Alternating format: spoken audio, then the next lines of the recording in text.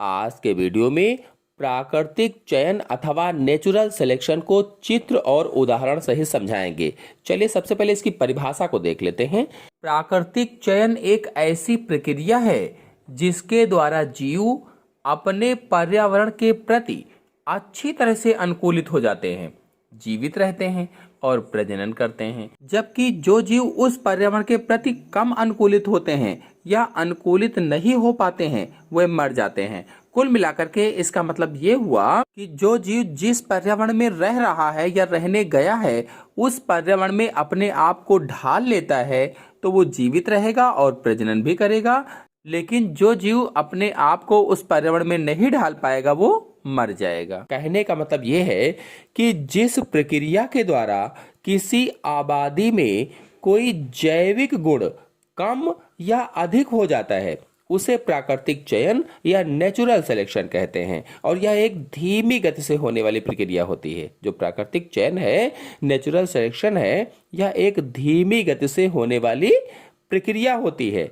अथवा कहें तो जब जीवों की प्रजातियां किसी वातावरण में अच्छी तरह से अनुकूलित होती हैं तो वे जीवित रहती हैं और प्रजनन करती हैं। जबकि जो जीव वातावरण के अनुकूल नहीं हो पाते हैं वे मर जाते हैं। मतलब कुछ लोग स्वाभाविक रूप से परिवर्तनशील होते हैं, यानी कुछ व्यक्तियों में दूसरों की तुलना में उस माहौल में ढलने के लिए बेहतर गुण होते हैं, इसलिए वे ढल पाते हैं। जैसे लंबी गर्दन वाले जिराफ पत्तियों को खा पाए थे और जीवित रहे, जबकि जो छोटी गर्दन वाले जिराफ थे वह पत्तियों को नहीं खा पाए और मर गए थे।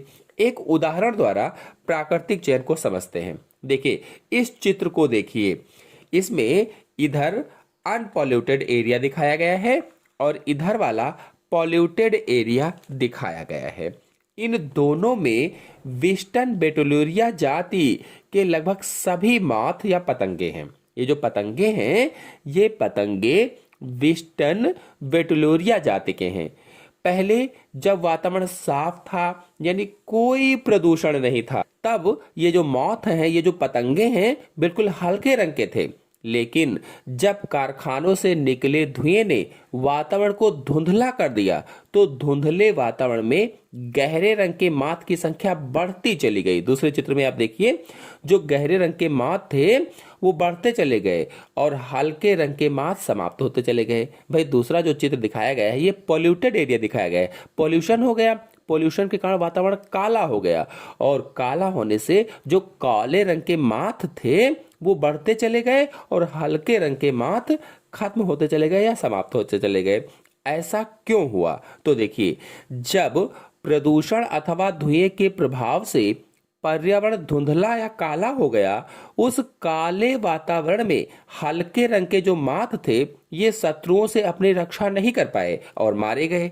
जबकि गहरे रंग के जो माथ थे गहरे रंग के वातावरण में छिप गए, जिससे वे बच गए और इनकी संख्या काफी बढ़ती चली गई। इस प्रकार से काले रंग की इंपॉर्टेंस को देखते हुए प्राकृतिक वर्ण द्वारा, नेचुरल सिलेक्शन द्वारा गहरे रंग के जो माथ थे, काले रंग के जो माथ थे उनको संरक्षण प्राप्त हुआ। इस प्रकार से स्पष्ट होता है कि लाभदायक उत्परिवर्तनों को स्थापित करने में प्राकृतिक चयन किस प्रकार से महत्वपूर्ण कार्य करता है। चलिए अब एक दूसरे उदाहरण मच्छर के द्वारा प्राकृतिक चयन या नेचुरल सिलेक्शन को समझा देते हैं। देखिए, मच्छर कई रोग फैलाते हैं, कई रोगों के वाहक होते हैं और मच्छरों को नष्ट करने के लिए जब डीडीटी का पहली बार छिड़काव किया गया तो बहुत अधिक सफलता मिली। जब पहली बार डीडीटी को छिड़का गया तो बहुत अधिक आश्चर्यजनक सफलता मिली, लगभग सभी मच्छर मर गए।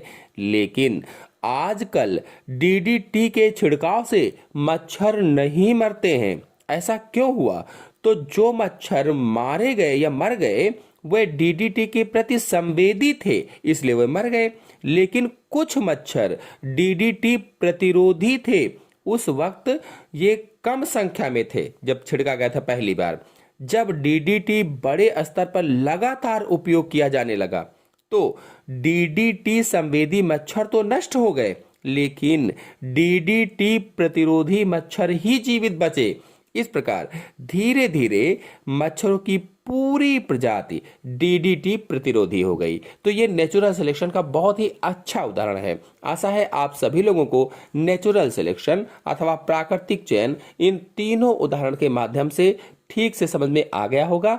आ गया हो तो वीडियो को लाइक और शेयर कीजिए। चैनल पर नए हैं तो चैनल को सब्सक्राइब कर लीजिए। धन्यवाद।